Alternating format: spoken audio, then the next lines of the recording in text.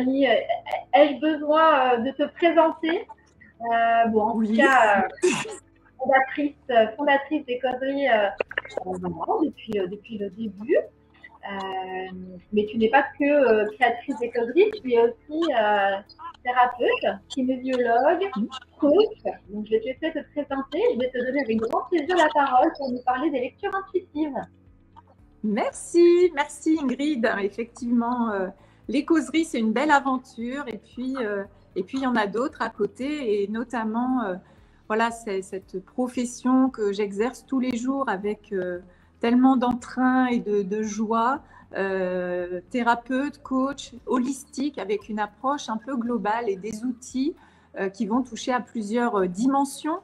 Et c'est vrai qu'aujourd'hui, moi, je voulais vous parler de mon outil chouchou, qui sont les lectures intuitives, parce que cet outil, je pense que ça fait 8 ans que je le pratique et il n'y a pas une lecture que je fasse sans me dire c'est magique. Je suis émerveillée de chaque lecture. J'aime beaucoup mes autres outils aussi, mais celui-là, pour sa force, sa puissance, son impact sur une séance qui va durer 1 heure environ, il y a des retombées et des impacts qui sont vraiment incroyables et je suis à chaque fois émerveillée. Alors, avant de parler de la lecture intuitive, on entend quand même ce mot intuition. Je voulais vous parler de l'intuition, un tout petit peu quand même pour le définir ou l'aborder. Alors, c'est vrai que l'intuition, on entend parfois 6e sens, la petite voix intérieure, mais qu'est-ce que c'est vraiment? Eh bien, c'est une fonction cérébrale qu'on a qui est en lien avec notre hémisphère droit, donc avec le principe, disons, féminin du cerveau, qui est, je le dis, même si c'est relié à ce principe féminin, qui est pleinement accessible aux hommes comme aux femmes. L'intuition n'est pas réservée aux femmes. Elle est vraiment disponible et accessible à tous. C'est une aptitude innée qui est très, très, très développée chez les enfants déjà, tout simplement, et qu'on va malheureusement perdre au fur et à mesure qu'on grandit, au fur et à mesure qu'on a une éducation, un conditionnement qui nous fait nous tourner vers l'hémisphère gauche, celui du rationnel, de la structure, de l'organisation, du langage. Voilà. Et en fait, on se détourne un tout petit peu de cette petite voix par manque de confiance en elle, par peur de se tromper, par nos conditionnements. Voilà. Et c'est quelque chose qui pourtant est une guidance intérieure incroyable. Moi, j'aime ce mot de guidance qui n'a rien à voir avec voyance. On n'est pas du tout là-dessus. Mais la guidance, c'est retrouver la petite voix à l'intérieur de nous, de notre moi supérieur, de nos guides, de notre âme. Après, on va tous aller vers ce qui nous parle le plus. Mais en tout cas, c'est une source de connaissance, de compréhension qui va se manifester d'une manière différente que par rapport à un raisonnement. C'est d'un coup, on sait. On ne sait pas pourquoi, comment, mais on sait. C'est vraiment ça, l'impression de savoir, d'être dans une évidence, dans une sorte de vérité, et ça va se manifester par plusieurs canaux, cette intuition, soit au travers d'images, au travers de messages ou au travers d'impressions ou de ressentis. Alors, je vais m'arrêter un tout petit peu là-dessus pour les relier. Au plan énergétique, on va dire qu'on a 3 chakras qui sont en piste pour nous aider à écouter et à entendre cette intuition. L'entendre d'abord, l'écouter ensuite, la suivre ensuite. Alors, il y a le chakra numéro 2, qui est notre chakra sacré, qui est en lien avec tout ce qui est ressenti. Personnellement, je vais ressentir des frissons. Voilà, il y a des personnes qui vont avoir de la température qui va s'élever, une espèce de chaleur. Je peux le ressentir plus dans les mains, mais vraiment, si je suis en échange avec une personne ou même avec moi-même, et que d'un coup, je ressens des frissons qui peuvent aller jusqu'au désagréable, hein, c'est-à-dire des frissons vraiment tellement forts dans le dos qui, wow, on ne peut pas l'ignorer. Bon, ben voilà, c'est un signal qu'on ne peut pas ignorer. On peut avoir des montées d'émotions aussi. D'un coup, on voit quelque chose et ça nous met dans une émotion incroyable. Ben, c'est qu'on a quelque chose à aller voir, à aller questionner avec ce fameux quelque chose. Donc ça nous vient du deuxième chakra. Le cinquième, ici, la gorge, tout ce qui est expression, communication, va... Alors, pardon, je n'ai pas dit, mais donc le ressenti, on va appeler ça, du coup, au niveau de l'intuition, la clairsentience, le ressenti. Au niveau de la gorge, communication, mais ça va s'appeler la clairaudience, c'est-à-dire qu'on va recevoir un message. Vraiment, la petite voix qui nous parle, une information qui arrive et on entend quelque chose. Alors, on peut effectivement se dire, notre mental va dire non mais n'importe quoi, c'est toi qui te racontes des histoires, tu crois. Non. On sait et on a ce message au niveau auditif, mais à l'intérieur de nous, un message verbal. Et puis le dernier chakra qui est impacté au niveau énergétique, c'est le troisième œil, donc le sixième chakra, et celui-là est en lien avec la clairvoyance, c'est-à-dire les images, les symboles que l'on reçoit. Donc vous voyez que l'intuition va prendre des chemins pour venir nous donner des messages de manière différente, propre à chacun. On peut avoir les trois, on peut en avoir que 2 sur les 3, on peut en développer un plus particulièrement. En tout cas, ce qui est clair, c'est que c'est comme un autre état de conscience et c'est vraiment en lien avec notre être véritable. Voilà, c'est ce qu'il faut retenir. En tout cas, c'est ce que je retiens de l'intuition. Et si on l'écoute, on va vraiment se mettre en phase avec nous, avec le désir profond de notre âme, et on va être guidé au travers de belles choses, peut-être qui paraissent pas rationnelles. Effectivement, si vous regardez un peu des conférences de personnes qui ont tout quitté du jour au lendemain parce que comme une certitude s'est imprimée l'idée qu'ils devaient faire ça ou ça, qui n'avait rien à voir, qui était même controversé, mais à un moment ils ont su. Et ben c'est la voix de l'intuition qui parle à ce moment-là. Donc ça c'est pour l'intuition. Vous me poserez des questions après. Je vais enchaîner sur les lectures intuitives.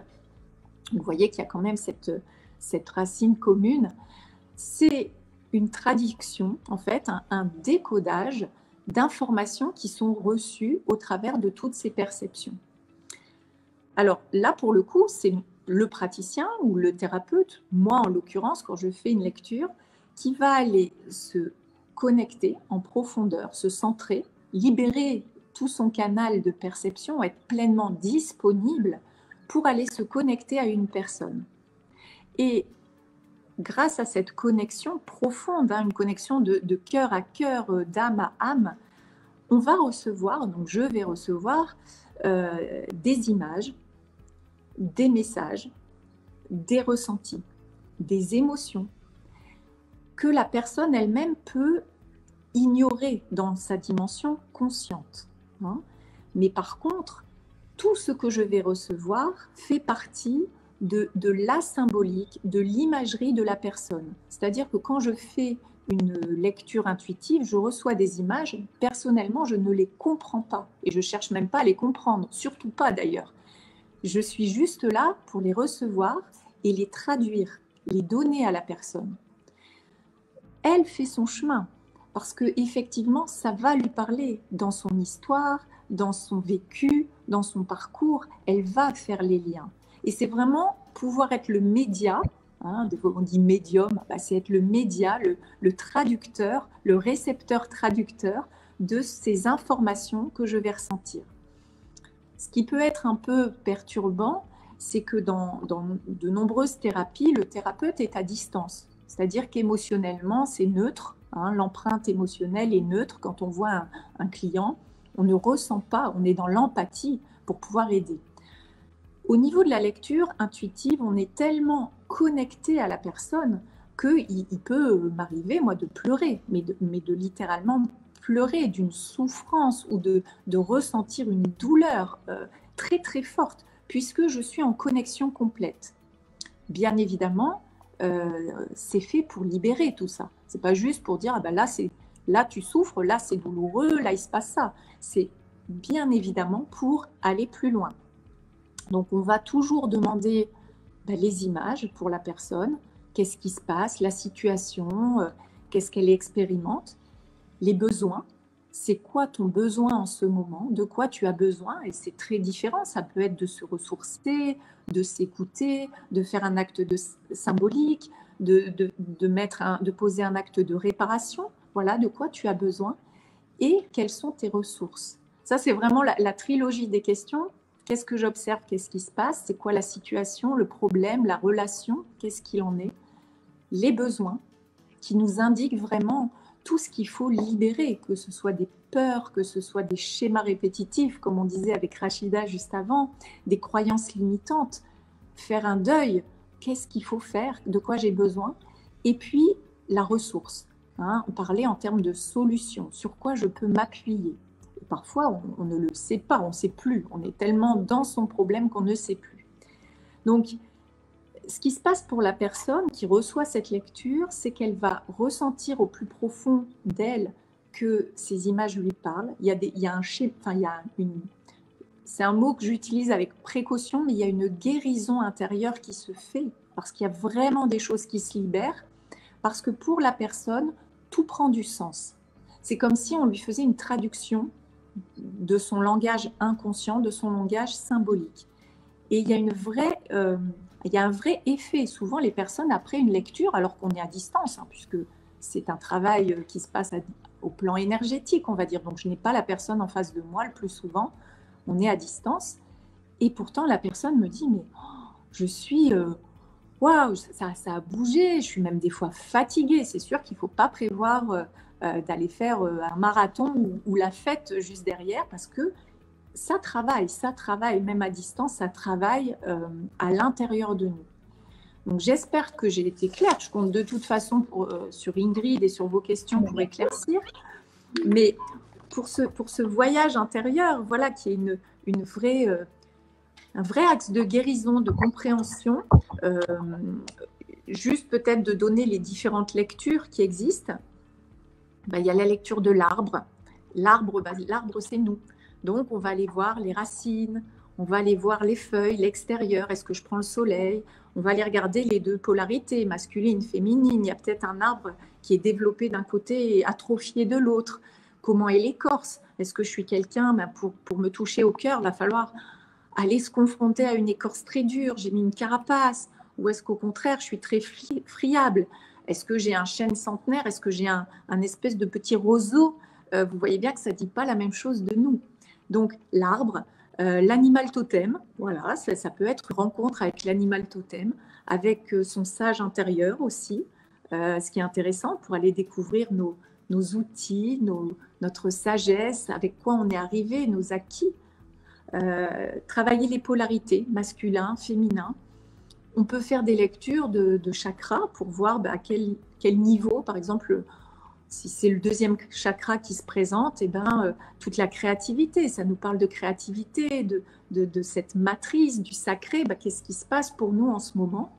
Des lectures d'âme, des lectures de vie antérieure, des lectures de résolution d'un problème actuel. Quand on ne voit plus, on ne sait plus ce qu'il faut faire. Là, on a une guidance.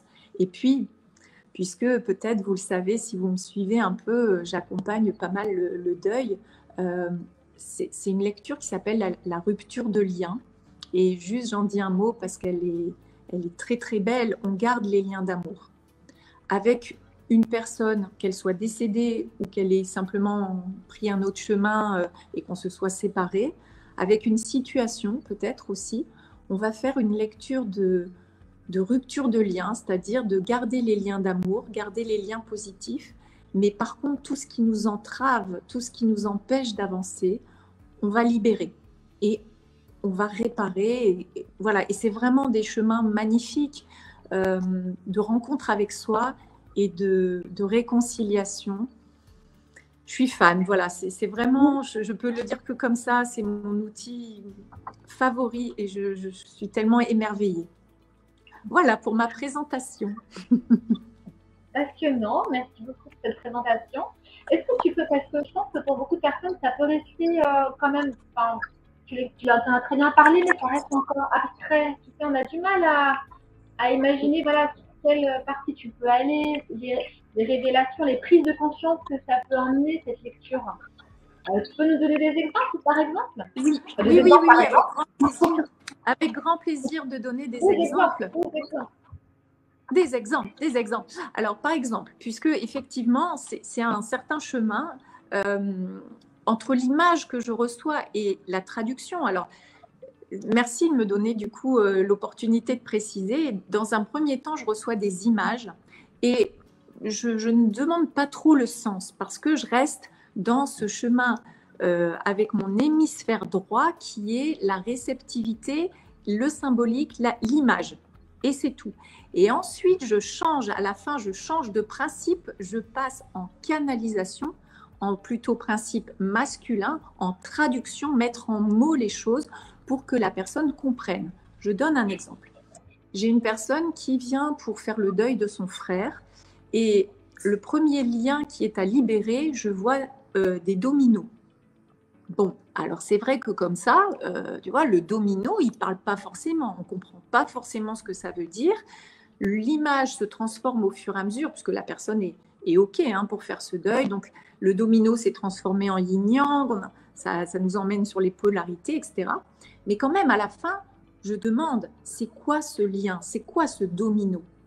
Et ça répond, puisque là, pour le coup, c'est plutôt la claire audience, je reçois le message, ça m'a répondu, on peut compter sur lui. Et quand je reçois ce message-là, moi, je n'avais pas du tout fait le lien, la personne non plus. Le domino, bon, ben, elle ne voyait pas, il ne jouait pas spécifiquement en domino. Dans l'histoire, ça ne parlait pas. Par contre, on peut compter sur lui, ce qui est le cas typiquement pour un domino. Il y a des chiffres, on peut compter sur lui. Mais c'était ce fameux lien. C'était pour cette sœur endeuillée, la personne au monde sur qui elle pouvait compter. Et inversement. Et là, le frère étant décédée, elle ne pouvait plus compter sur personne. Et donc, ça a été après d'aller chercher le besoin, la ressource, et ça l'a beaucoup renvoyé à elle, à son potentiel, à tout ce qu'elle pouvait faire d'elle à elle, de vraiment se prendre en douceur, en responsabilité. Mais voilà, ce lien, il était juste incroyable. Le domino, on peut compter sur lui. Voilà. Est-ce que ça illustre? Est-ce que je peux trouver d'autres exemples? J'en ai plein. Mais est-ce que déjà là, tu vois mieux?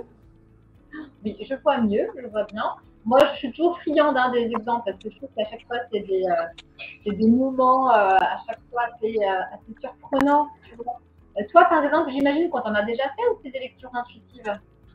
Oui. Est-ce que tu as un exemple à nous donner de moments qui étaient vraiment flagrants, émouvants, une prise de conscience que tu peux avoir dans une lecture intuitive? Alors, sur mes propres lectures, bah, écoute, par exemple, la lecture de l'arbre, quand j'avais fait ma propre lecture de l'arbre, d'ailleurs, tu vois, j'ai mon carnet de lecture intuitive avec moi. Et effectivement, on invite la personne à noter parce qu'il peut y avoir des choses qui changent. Mais quand j'avais fait cette lecture, enfin, quand on m'avait fait cette lecture, je l'avais reçue. Il y avait des choses assez marquantes et notamment l'écorce. Hein, tout à l'heure, j'en parlais un petit peu. C'est vrai que j'étais au tout début de mon cheminement et j'avais une écorce un peu dure comme du bois, c'est le cas de le dire, ce qui donnait en ressenti qu'on ne pouvait pas trop m'approcher, que j'étais quelqu'un dont l'intériorité, peut-être parce que je me sentais fragile à l'époque, je ne pouvais pas ouvrir. J'étais perméable un petit peu aux autres et cette écorce, elle était dure et elle m'empêchait de plein de choses. Et de la même façon, au niveau de mes feuilles étaient toutes tournées vers le sol, c'est-à-dire que quelque part, je ne pouvais pas prendre la lumière, je ne pouvais pas m'expanser parce que j'étais en mode un peu fanée, flétrie, tu vois, j'avais les feuilles tournées vers le sol qui ne pouvaient pas bénéficier de la lumière du jour parce que j'étais pas en réceptivité, j'étais pas encore en capacité d'aller m'épanouir. Donc, ça donnait un côté très ramasser vers soi. Les racines étaient assez costauds. On sentait que j'avais une bonne prise à la terre. De ce côté-là, ça allait bien. J'étais peut-être très ancrée dans la matière, dans le physique, dans tout ce qui était prise avec le sol, la terre, l'ancrage, les racines, la famille. Mais alors, j'avais complètement oublié, omis, ou j'étais dans l'incapacité d'ouvrir vers, justement, peut-être toutes les choses bien plus en lien avec le ciel, la connexion, le soleil. Voilà, on peut faire de la lecture à différents niveaux. Et c'est je pense que si je faisais cette lecture aujourd'hui, mon arbre ne ressemblerait plus du tout à l'arbre que j'ai vécu il y a 6 ou 7 ans en arrière. C'est une curiosité. Tiens, je proposerais, parce que je fais souvent des échanges de lecture avec d'autres thérapeutes qui ont suivi ce même parcours de formation, je pourrais demander, tiens, comment est mon arbre aujourd'hui? En tout cas, à l'époque, il n'était absolument pas capable de prendre la lumière et encore moins d'accueillir la vie. Tu vois, il n'y avait pas de petits oiseaux, il n'était pas très accueillant, mon arbre, en fait. Alors, sur le coup, bah oui, ça ne fait pas plaisir, ça fait, même au niveau ressenti, tu vois, waouh, c'est étrange de se l'entendre dire comme ça.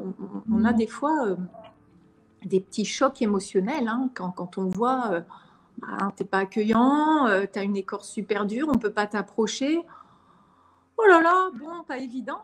Mais au final, on n'en reste jamais là. C'est-à-dire que derrière, mais c'est quoi la ressource? C'est quoi que tu vas pouvoir ouvrir en toi? Parce que tu peux l'ouvrir, mais c'est quoi que tu dois ouvrir en toi pour pouvoir t'épanouir, ouvrir, développer les choses?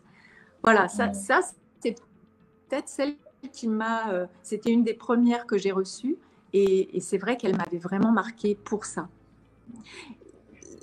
J'ai envie de dire, c'est pas divinatoire, c'est pas une révélation dans le sens, on va vous expliquer des choses que vous ne connaissiez pas, non, c'est simplement vraiment aller avoir un autre niveau de lecture qu'on peut avoir par soi-même si on est vraiment prêt à écouter son intuition, mais que si on a un peu le canal bouché, bon ben là, on sert nous de médiateur pour pouvoir amener tout ça à la connaissance, à la conscience de la personne.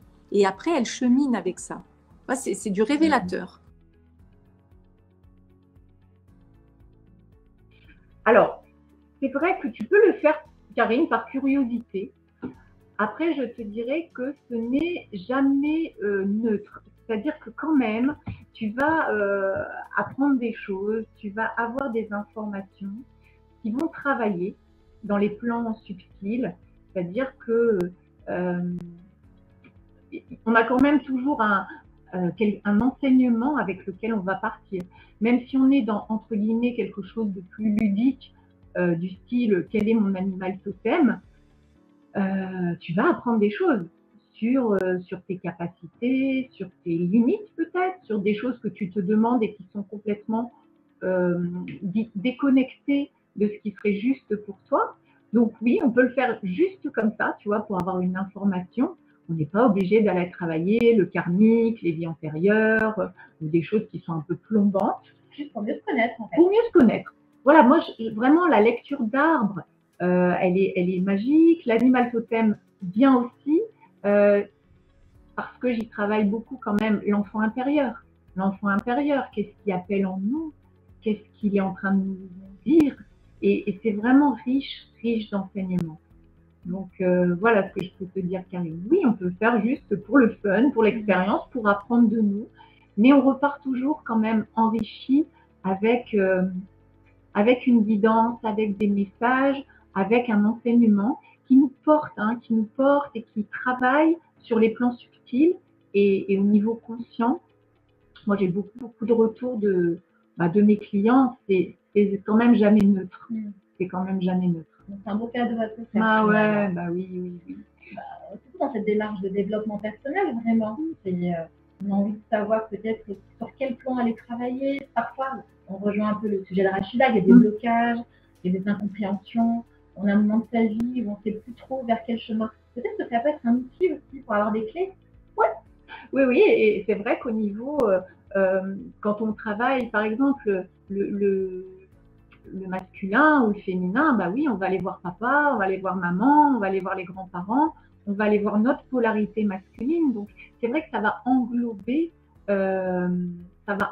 beaucoup de choses au niveau de cette compréhension, et on touche à différentes strates, à différentes couches, et c'est toujours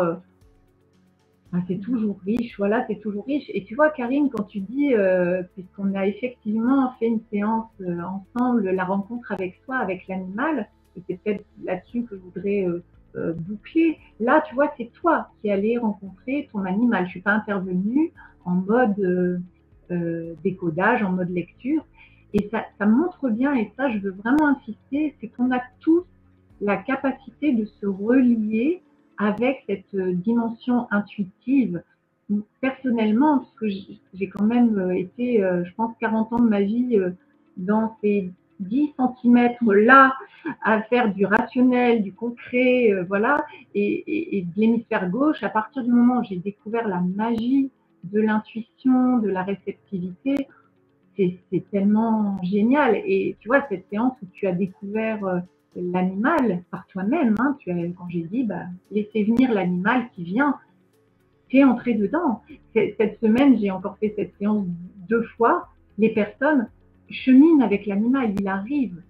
Donc, voilà, ce sera peut-être ma conclusion, au-delà de l'outil que je plébiscite, je pense que vous l'avez compris, c'est tout à chacun par rapport à l'intuition, vous dire que vous pouvez la développer. C'est-à-dire c'est un canal qu'on a, je l'ai dit au tout départ, peut-être qu'il est un peu encrassé, parce qu'on ne lui a pas fait confiance, parce qu'on ne l'écoute pas. Peut-être aussi que si on est dans une agitation constante, dans la course, le bruit incessant, il y a toujours de la musique, il y a la télé, c'est l'agitation, vous ne risquez pas d'entendre grand-chose. Par contre, à partir du moment où vous allez vous mettre en réceptivité, c'est-à-dire déjà en off, le ne rien faire, c'est magique, essayez, et sans culpabilité bien sûr, que vous allez écouter bien plus votre sensibilité, en faire une amie, de aussi développer cette écoute intérieure, travailler la vacuité, le vide, le rien, l'immobilité, le silence, vous connecter à la nature, aller faire un câlin aux arbres ou juste marcher sans but dans la forêt, méditer bien évidemment, se connecter à sa respiration, travailler l'instant présent, écouter des mantras, voilà, toutes ces invitations au calme, au retour à soi, à son intériorité, sont d'autant plus de chemin, voilà, pour aller nous connecter à l'intuition. Et je vais faire un dernier partage parce que ça m'est arrivé hier. Je suis en train de faire un cercle de femmes et l'animatrice a dit, bah, ce mois-ci, c'est telle sage, telle gardienne qui nous enseigne et tu vas recevoir un symbole. Ça faisait une semaine que j'étais là, un peu attentive aux symboles, mais en même temps, je faisais plein d'autres choses, je n'étais pas forcément disponible.